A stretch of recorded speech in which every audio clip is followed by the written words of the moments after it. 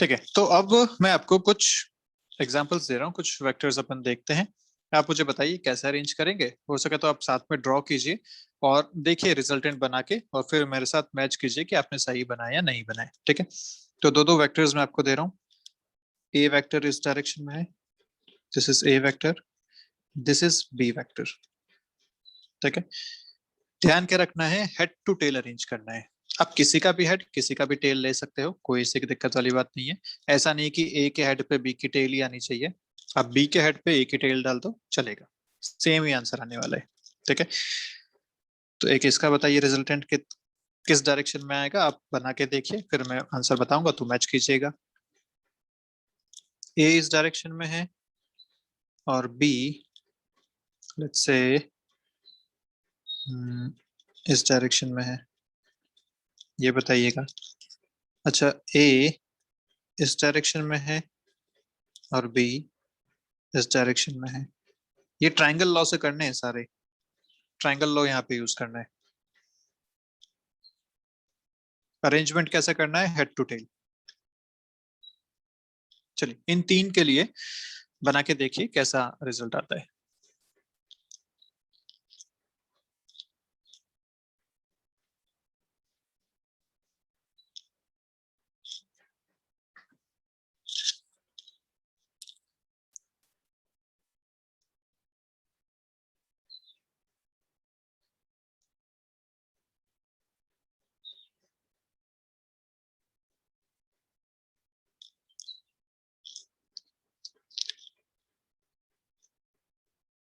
Okay, so I guess आपने बना लिया होंगे।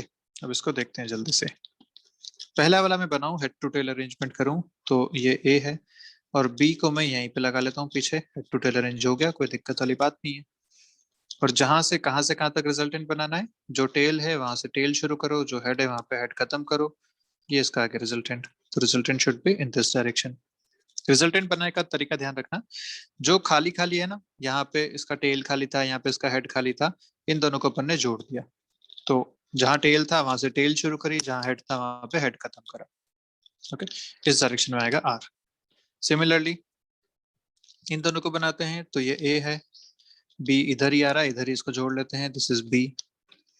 फिर से रिजल्टेंट बनाना है, कहां से कहां तक, जहां टेल है वहां से शुरू करो टेल, जहां हेड है वहां खत्म करेंगे हेड, दिस इज रिजल्टेंट। तीसरा देखते हैं, ये बी है, आप चाहो तो ए को इसकी टेल पे लगा दो, तो ये बी हो गया। ए इसकी टेल पे लगेगा ऐसे, इस डायरेक्शन में, दिस इज ए। अब आपको लगाना है रिजल्टेंट, तो रिजल्टेंट बन जाएगा आपका ऐसा, जहां टेल है वहां से टेल, जहां हेड है वहां हेड। सॉरी, ये बनेगा ऐसा कुछ, दिस इज द रिजल्टेंट, ऐसा बन जाएगा। तो आई गेस आपके आप लोगों में से किसी ने तीनों सही किए, किस किस ने सही किए तीनों। आप अपना हैंड रेज कर सकते हैं, हैंड रेज मतलब वो उस पर ऑप्शन आता है ना, रेज हैंड वाला, तो रेज हैंड कर दीजिए, मैं समझ जाऊंगा किस किस लोगों ने सही किया है। चलिए, हर्षिल बहुत बढ़िया, जिसके तीनों सही हो ऐसे लोग। ओके, जील्स, नाइस, ठीक है, तो बहुत बढ़िया बात है। अच्छा एक और है, अर्पित ने भी तीनों ठीक किए हैं। ओके, ठीक है, आप कर सकते हैं, लोअर कर सकते हैं, बहुत बढ़िया। तो आई गेस अब आपको ये सारी बातें क्लियर हैं कि कैसे अपने को इन वेक्टर्स का एडिशन करना है। ओके, अब इस ट्रायंगल लॉ से रिलेटेड एक खास बात आती है। वो खास बात क्या है, वो खास बात यह है कि अगर मैं इन दो वेक्टर्स को ट्रायंगल लॉ के हिसाब से ऐड करता हूं, तो ये ए हो गया, ये बी हो गया, और अगर ये एक वेक्टर बनाया मैंने सी, जो कि इन दोनों का रिजल्टेंट है, तो सी को मैं लिख सकता हूँ ए प्लस बी के बराबर, इसमें कोई खास बात नहीं है, c is equal to A plus b. अच्छा, अगर मैं यहाँ पे इसको इधर ले आऊं, a plus b minus c, तो ये हो जाएगा इक्वल टू जीरो। जो हम इक्वेशंस लिखते हैं बस वही किया है मैंने, ट्रांसफर किया है, इसको इस तरफ ले आया तो माइनस में लाऊंगा, इक्वल टू जीरो हो गया। अब ये माइनस सी को मैं ऐसा लिख सकता हूँ, a plus b plus minus c is equal to zero, इसमें भी कोई दिक्कत वाली बात नहीं है, प्लस इंटू माइनस माइनस हो जाएगा। पर यहाँ पे एक चेंज हो गया, वो क्या हो गया देखो, ये जो माइनस सी है ना, ये वेक्टर है, और हम जानते हैं किसी वेक्टर के आगे अगर आप माइनस साइन लगा दो तो उसका डायरेक्शन चेंज हो जाता है। तो अगर डायरेक्शन चेंज हो गया, इसका मतलब ये जो वेक्टर आपने यहाँ सी बना रखा है, इसको मैं अपोजिट डायरेक्शन में बना दूं, इस डायरेक्शन में, तो ये कहलाएगा माइनस सी वेक्टर। कोई खास बात नहीं यहाँ तक, ठीक है।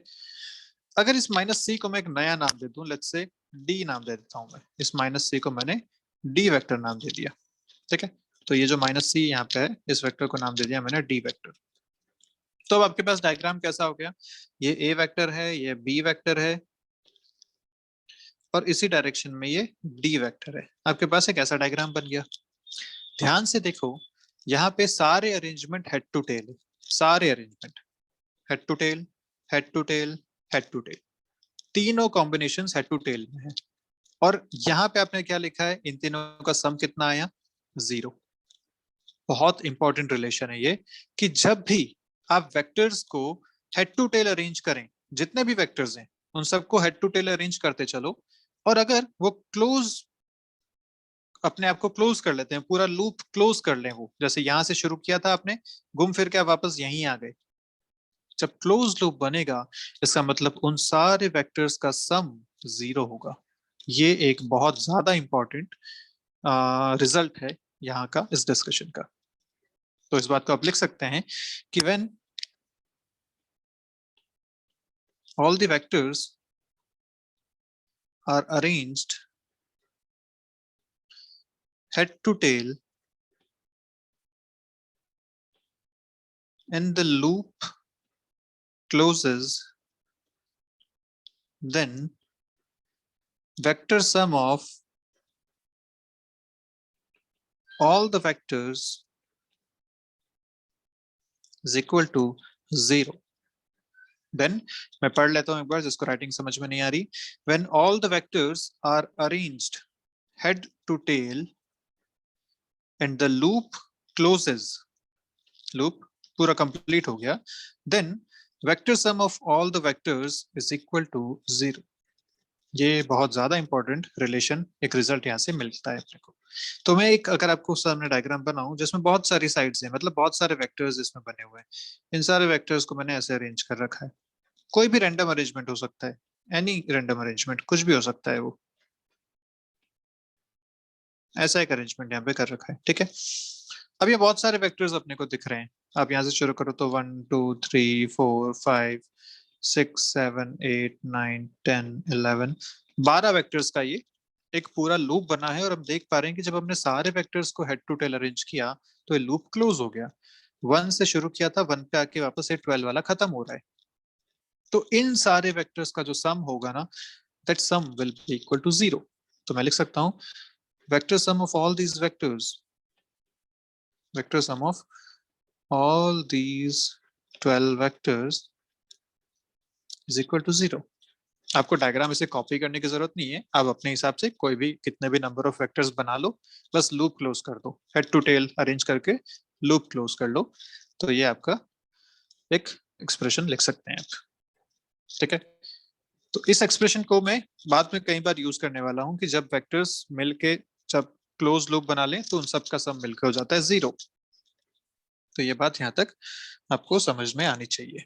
तो क्या यहाँ तक क्लियर है सभी आप लोगों को? यस नो जल्दी? Yes sir.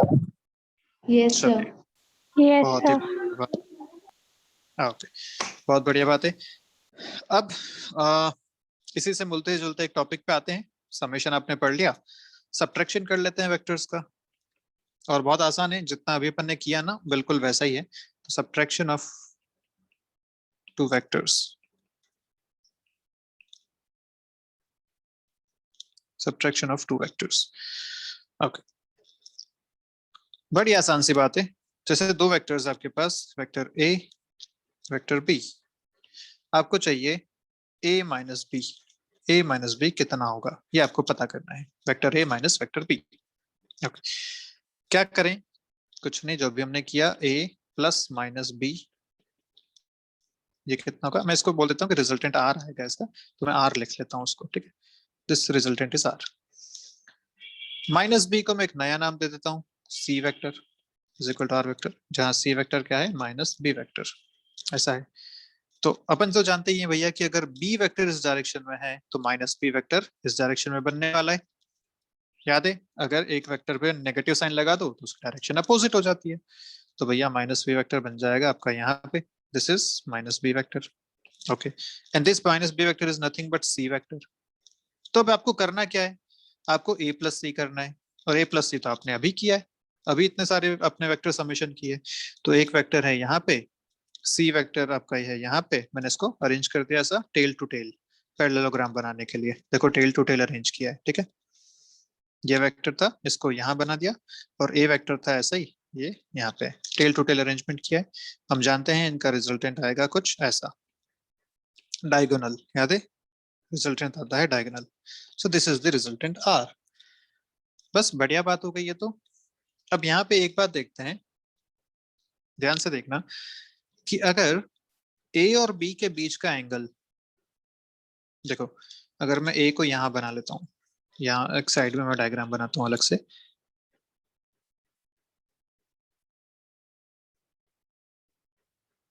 ये है वेक्टर ए, ये है वेक्टर बी, ऐसा ही अरेंजमेंट है। देखो इस ए को मैं अगर थोड़ा सा उठा के यहाँ बना लूं तो ये ऐसा ही अरेंजमेंट है।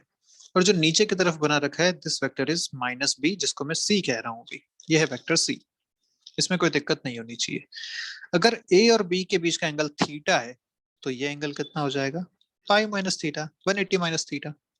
तो बेसिकली ए और सी के बीच का एंगल अपने पास कितना है अभी, पाई माइनस थीटा के बराबर।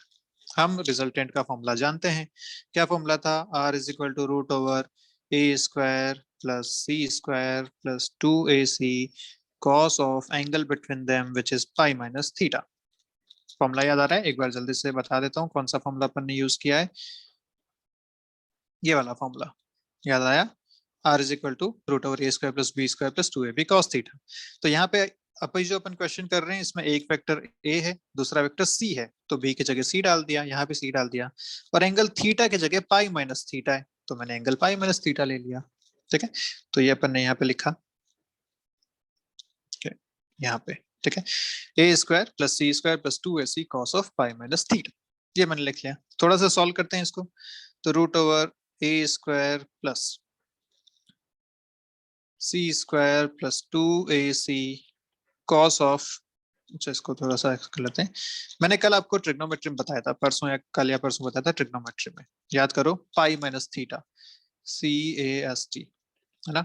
ये एंगल है पाई माइनस थीटा, उससे कम, मतलब इस क्वाड्रेंट में अपन है कहीं ना कहीं। कॉस यहाँ पे है नेगेटिव, कॉस क्या है यहाँ पे, नेगेटिव, तो ये आंसर आपको क्या मिलना चाहिए, ये this should be minus cos theta, है ना। और क्योंकि ये पाई है तो चेंज नहीं होगा, पाई बाय 2 होता तो चेंज होता, कॉस का साइन हो जाता, पर ये पाई है तो ये कॉस का कॉस रहेगा, और पाई माइनस थीटा था तो हो गया माइनस कॉस थीटा। चलिए बहुत बढ़िया। अब यहाँ पे एक बात और देखो, कि ये जो आपने माइनस बी को सी के बराबर लिखा है, इसका मैग्नीट्यूड में तो कोई चेंज नहीं होने वाला भाई, जितनी लेंथ ये थी उतनी की उतनी लेंथ ये भी रहने वाली है।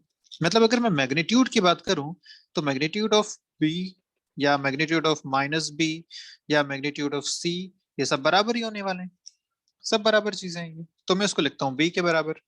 अब मैं यहाँ पुट कर देता हूँ इन चीजों को, ये सब मैग्नीट्यूड है, तो a square plus b c is equal to b, तो बी स्क्वायर प्लस 2ab, और माइनस कॉस थीटा था तो मैं माइनस आगे ले आता हूँ, ये हो जाएगा माइनस कॉस थीटा। तो ये आपका आ गया रिजल्टेंट का फॉर्मूला, फाइनल फॉर्मूला। और बड़ा आसान सा याद करना भी, जब आपने प्लस किया, जब आप एडिशन कर रहे थे ए प्लस बी कर रहे थे तो आपका यहाँ प्लस आता था, जब आप सब्ट्रैक्शन कर रहे हो तो यहाँ माइनस आ गया, खत्म बात, बाकी सब कुछ तो सेम है। तो फॉर्मूला याद करना भी बड़ा आसान है। तो थीटा यहाँ पे क्या है, theta is angle between vector A and vector B, ठीक है, वही है जो पहले वहां था, सेम का सेम एंगल यहाँ भी है।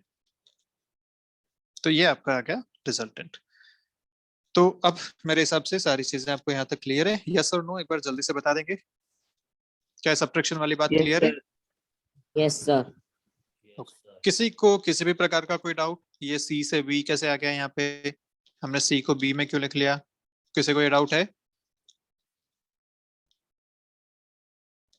यस किसी सर। को नहीं है, अच्छा डाउट है, तो डाउट ये यहाँ क्लियर कर लो।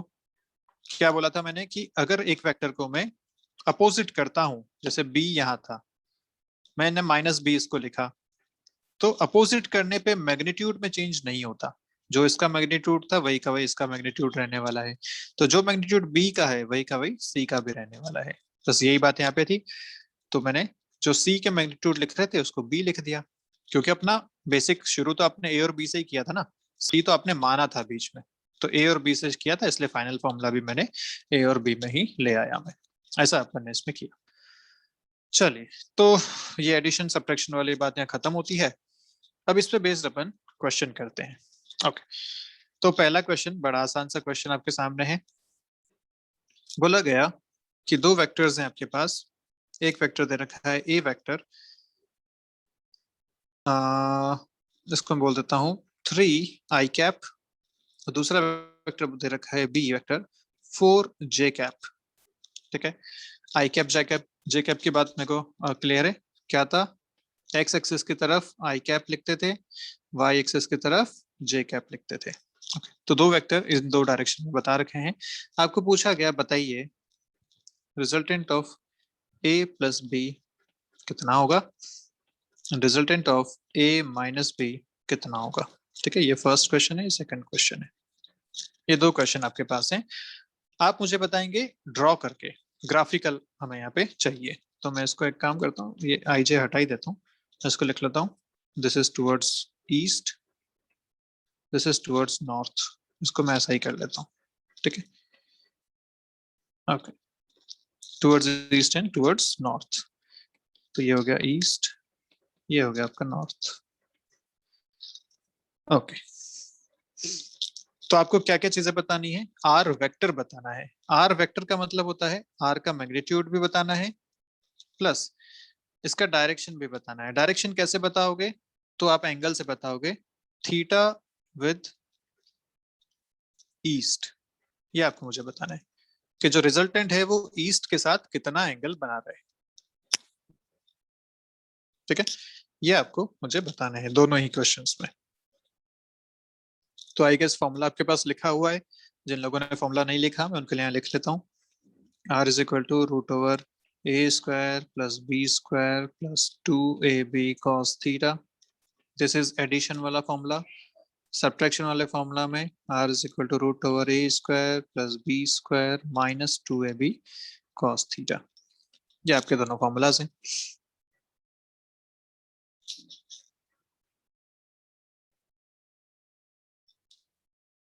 चलिए, तो रिजल्टेंट का मैग्नीट्यूड कितना आया, आर का मैग्नीट्यूड कितना आ गया, किसी का आंसर आया आर मैग्नीट्यूड?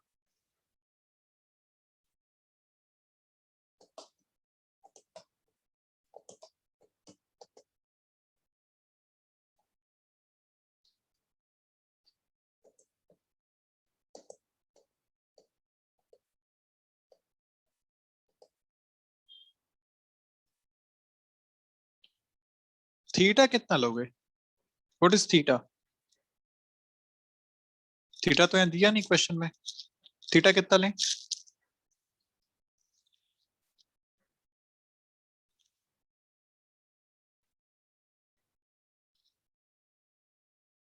आदित्य, थीटा कितना लें अपन?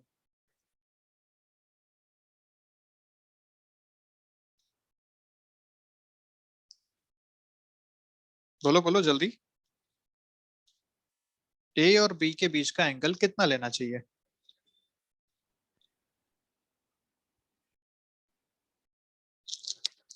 जल्दी बोल, म्यूट तो ऑन किया ही है। अच्छा, नहीं आता तो नहीं आता बोल दे।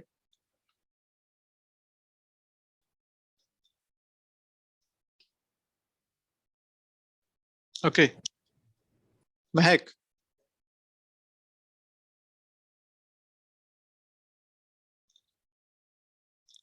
महक कितना लेंगे ए और बी के बीच का एंगल?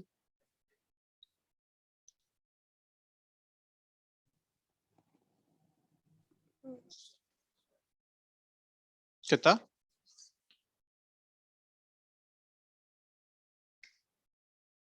अरे बड़े आसान सा है, देखो भाई, ए ए किस तरफ है, टुवर्ड्स ईस्ट, तो मैं ए को बना सकता हूँ इस डायरेक्शन में, दिस इज ए। कितना मैग्नीट्यूड है इसका, 3। बी किधर है, टुवर्ड्स नॉर्थ, तो ये रहा बी, टुवर्ड्स नॉर्थ, कितना मैग्नीट्यूड है इसका 4। ईस्ट और नॉर्थ में कितना एंगल होता है 90 डिग्री, तो थीटा इज 90 डिग्री, खत्म बात। इतना ही तो बात है, इसमें है क्या।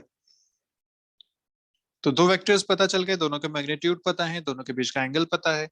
तो पहले मैं निकालता हूं a plus B. a plus B जैसे लिखूंगा तो हमें फॉर्मूला याद है, root over A square plus B square plus 2ab cos 90, cos 90 is 0। ये हमने पहले भी देखा स्पेशल केस में। तो रिजल्टेंट आएगा रूट ओवर ए स्क्वायर प्लस बी स्क्वायर से। तो रिजल्टेंट कितना आया, root over 3 square plus 4 square. A की जगह डाला 3, बी की जगह डाला 4, और हम जानते हैं ये आता है 5। पाइथागोरस में खूब पढ़ा है हमने 3 4 5। तो रिजल्टेंट आ गया 5 के बराबर। कहाँ आएगा, कितने एंगल पे आएगा, अब वो एंगल पे देखना है। तो एंगल देखने का तरीका हम जानते हैं, पैरेललोग्राम कंप्लीट करो, इसको इधर कंप्लीट करो, ये जो है डायगोनल ये आपको रिजल्टेंट देगा, और ये एंगल फाई हमें बताना है, दिस एंगल। अब आप चाहो तो फाई वाला फॉर्मूला यूज कर लो। फाई वाला फॉर्मूला था tan phi is equal to b sin theta divided by a plus b cos theta. आप चाहो तो ये फॉर्मूला यूज करो।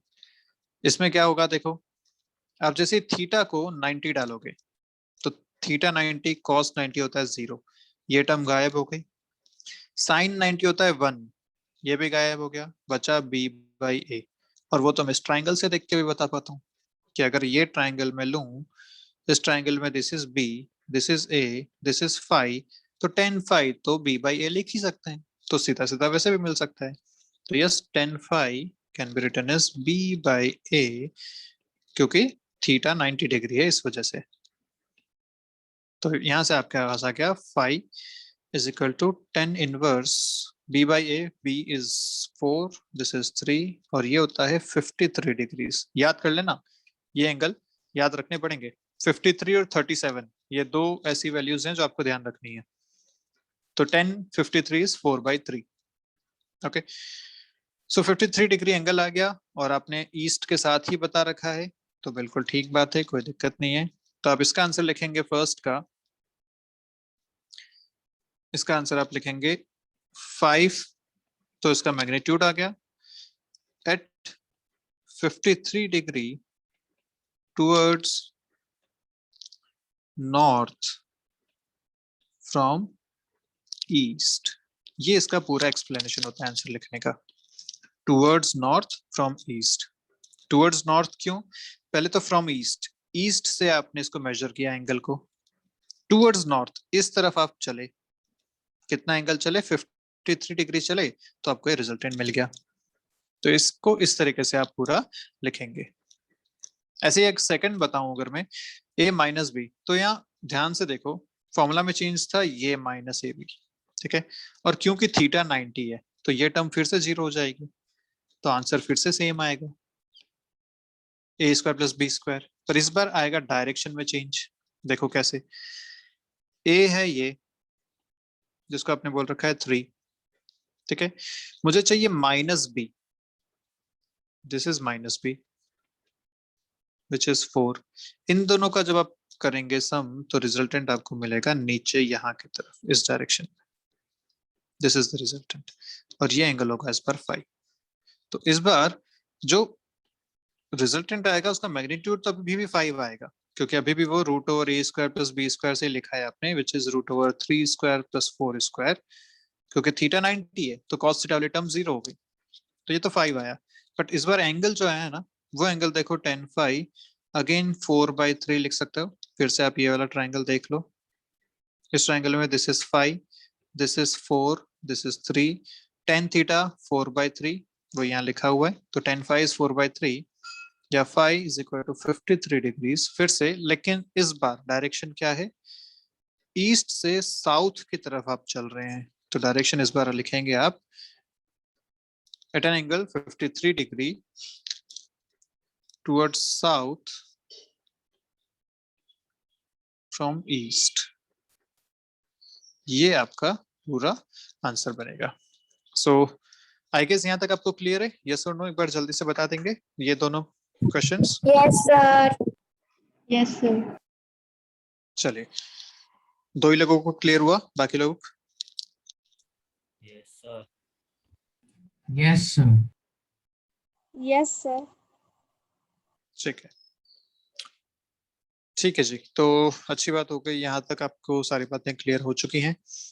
अब मुझे लगता है कि आप ऐसे अगर कोई सिंपल से क्वेश्चन आए तो आप कर लेंगे इनको, कि ए वेक्टर दे दिया, मैग्नीट्यूड दे दिया, बी का मैग्नीट्यूड दे दिया, थीटा दे दिया, कुछ आप बताइए क्या क्या आंसर इसमें होने चाहिए, ए प्लस बी के या ए माइनस बी के।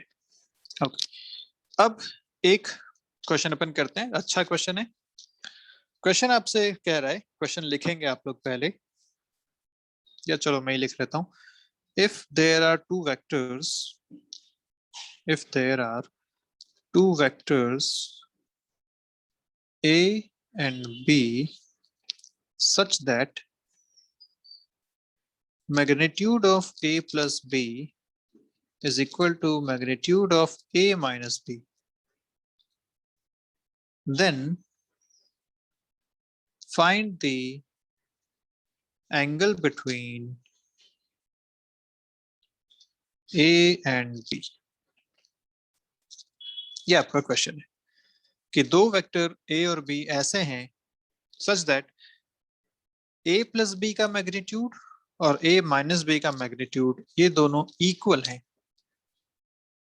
तो बताइए A और B के बीच में एंगल कितना होना चाहिए, ये आपका क्वेश्चन है। ओके, तो ये क्या है, A प्लस बी का मैग्नीट्यूड, ये वही R जो आपने लिखा रूट ओवर ए square plus B square plus 2ab cos theta. और ये क्या है, ये वो R जिसमें यहाँ पे माइनस का साइन आ गया था। इन दोनों का आपको इक्वल करना है, तो बताओ ये करके जल्दी से।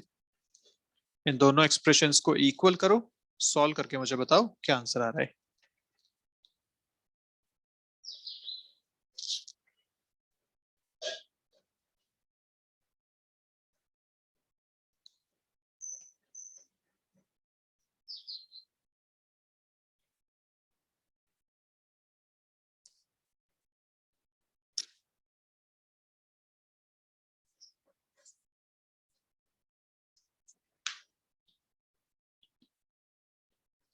क्या करना है, a प्लस बी का magnitude is equal to a minus B का मैग्नीट्यूड। इसको लिखा जा सकता है root over a square plus b square plus 2ab cos theta, where theta is angle between a and b, a square plus b square minus 2ab cos theta, where theta is again angle between a and b। तो basically अपने को theta ही find करना है। आपसे यही पूछा है ना कि angle between A and B theta कितना है, ये आपसे पूछा गया। सॉल्व करते हैं, सॉल्व करने के लिए क्या करें, दोनों तरफ कर देते हैं स्क्वायर, तो इससे रूट हट जाएगा। इधर से आया a square plus B square plus 2ab cos theta, root से बाहर।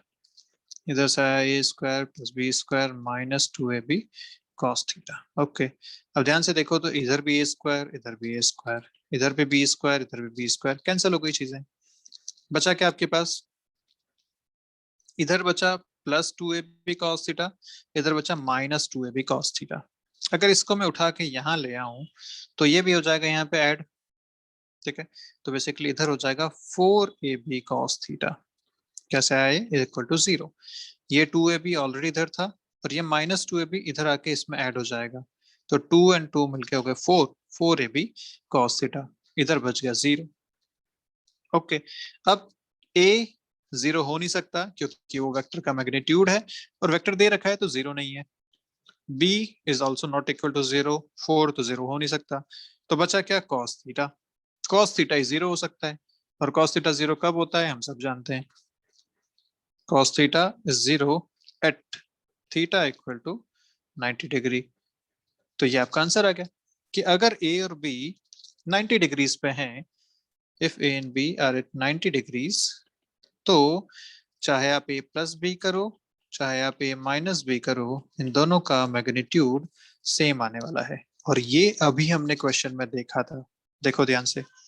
अभी हमने जो क्वेश्चन किया, आपने a प्लस बी किया तब भी मैग्नीट्यूड 5 आया था, आपने a माइनस बी किया तब भी मैग्नीट्यूड 5 आया था। क्यों, क्योंकि a was perpendicular to b, a was perpendicular to b। यही अभी यहाँ से हमने इक्वेशन से भी प्रूव कर लिया, ठीक है। तो इस टाइप का क्वेश्चन आसान से क्वेश्चन बन सकता है, किया जा सकता है। ओके, अब एक और क्वेश्चन है। क्वेश्चन कैसा है, देखो क्या कह रहा है। फाइंड द रिजल्टेंट ऑफ, लिखेंगे साथ में question, find the resultant of two forces. Forces यहाँ पे वेक्टर की बात हो रही है क्योंकि फोर्स एक वेक्टर क्वांटिटी है, तो basically two vectors of equal magnitude F naught, equal magnitude F naught, magnitude दे दिया, and making an angle theta with each other.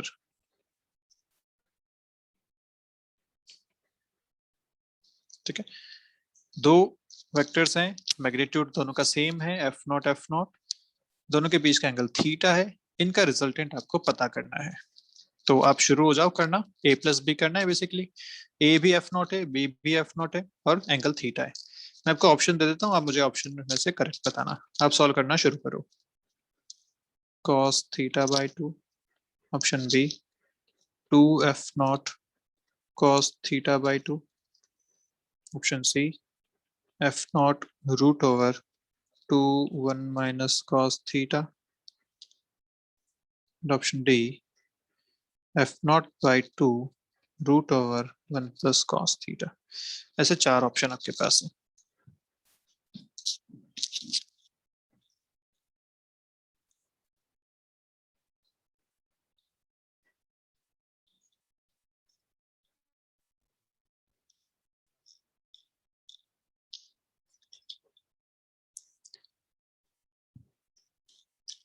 क्या करना है, दो वेक्टर्स हैं, लेट्स से एक वेक्टर, कौन सा आंसर आया? Last option D. Okay, I guess ये गलत है। तो आपको दे रखा है ए वेक्टर बी वेक्टर, मतलब ए का मैग्नीट्यूड भी एफ नॉट है और बी का मैग्नीट्यूड भी एफ नॉट है, और इन दोनों के बीच का जो एंगल है वो थीटा है, ये आपको दे रखा है। आपको पूछा है रिजल्टेंट, रिजल्टेंट मतलब होता है सम, ध्यान रखना हमेशा जब पूछा रिजल्टेंट सम करना है आपको। तो बेसिकली आपसे पूछा गया R is equal to A plus B, और यहाँ पे आपको आर का मैग्नीट्यूड पूछा गया है। ओके, हम जानते हैं आर का मैग्नीट्यूड कितना होता है, magnitude of A plus B can be written as root over a square plus b square plus 2ab cos theta. Okay. a की वैल्यू कितनी है f नॉट, b की वैल्यू भी कितनी है f not, plus 2 a again f not, b भी f not cos theta. अंदर देखें तो बनता है 2f not square plus 2f not square cos theta. यहाँ से अगर मैं कॉमन ले लूं अंदर तो 2f नॉट स्क्वायर आ गया कॉमन, बचा 1 प्लस cos थीटा। यहाँ तक अपन पहुंच गए, पर ऐसा एक भी ऑप्शन इसमें मैच नहीं कर रहा है ना। अगर मैं इस एफ नॉट को बाहर भी ले लूं ना, इस एफ नॉट को मैं बाहर भी ले लूं तब भी मैच नहीं करेगा। देखो कैसे, अगर मैं एफ नॉट को बाहर ले लेता हूँ तो ये रूट टू एफ नॉट बाहर आएगा, अंदर बचेगा root over 1 plus cos theta. ठीक है, तो ऐसा एक भी ऑप्शन नहीं है। ये ऑप्शन एफ नॉट बाई 2 है, अपने पास आ रहा है रूट टू एफ नॉट, तो ऑप्शन गलत है। ओके, अब ऐसा एक भी ऑप्शन मैच नहीं कर रहा, लेकिन यहाँ ऑप्शन देख के एक बात समझ में आती है कि कुछ ऑप्शंस में थीटा बाई 2 वाला कॉन्सेप्ट यहाँ पे दे रखा है, हाफ एंगल वाला कॉन्सेप्ट यहाँ पे दे रखा है। और हमने कल पढ़ा था एक फॉर्मूला ट्रिग्नोमेट्री में cos 2 थीटा, क्या फॉर्मूला था वो cos 2 थीटा वाला? This cos 2 theta can be written as 2 cos square theta minus 1 और 1 माइनस 2 साइन स्क्वायर थीटा। ये हमने यहाँ पे पढ़ा था। अब अपने पास जो क्वेश्चन है उसमें यहाँ पे ऑलरेडी थीटा है, तो अब जब ये चेंज होगा तो ये थीटा बाई 2 में चेंज हो जाएगा। क्यों? क्योंकि 2 थीटा था तो थीटा में चेंज हुआ, और थीटा है तो ये थीटा बाई 2 में चेंज होगा। तो अब इसको सॉल्व करते हैं। सॉल्व करेंगे तो देखो क्या आता है, मैं यहां से लिख सकता हूँ 1 plus cos 2 theta is equal to 2 cos square theta. तो मैं इसको हटा रहा हूँ, एक बार इसे हटाता हूँ, यहीं पे लिखता हूँ r is equal to root over 2 F naught square 1 plus cos 2 theta की जगह लिख सकता हूँ, या 1 प्लस कॉस थीटा की जगह 2 कॉस स्क्वायर थीटा बाई 2। ये कहाँ से आया? ये यहाँ से आया, देखो ध्यान से। इस 1 को इसमें ऐड कर दो, इधर बचेगा 2 कॉस स्क्वायर थीटा, और क्योंकि ये 2 थीटा का थीटा हुआ था, थीटा से थीटा बाई 2 हो जाएगा। तो ये मैंने यहाँ पे लिखा। अब अपने पास चीजें सॉर्टेड हैं। 4 F naught square cos square theta by 2, ये पूरा पूरा बाहर आ सकता है। 4 का 2, एफ नॉट स्क्वायर का एफ नॉट, कॉस स्क्वायर का हो गया कॉस। तो ये आपका फाइनल आंसर आएगा 2 F naught cos theta by 2, which is this option. क्या ये क्लियर हुआ? क्या ये क्लियर हो गया? Yes sir. सभी लोगों को ये क्लियर है? Yes no? Yes, sir. Yes, sir. आया। क्या हुआ? Yes sir. किसी को डाउट है? कोई कुछ बोला बीच में? चलो ठीक है, तो आई गेस यहाँ तक अपन आज करते हैं। और एक क्वेश्चन मैं आपको देता हूँ, वो आप लोग ट्राई कीजिएगा, देखिए आप कर पाते हैं या नहीं कर पाते हैं। ठीक है, क्वेश्चन है, if the resultant of two unit vectors, if the resultant of two unit vectors पता है ना, जिनका मैग्नीट्यूड 1 होता है, is also a unit vector,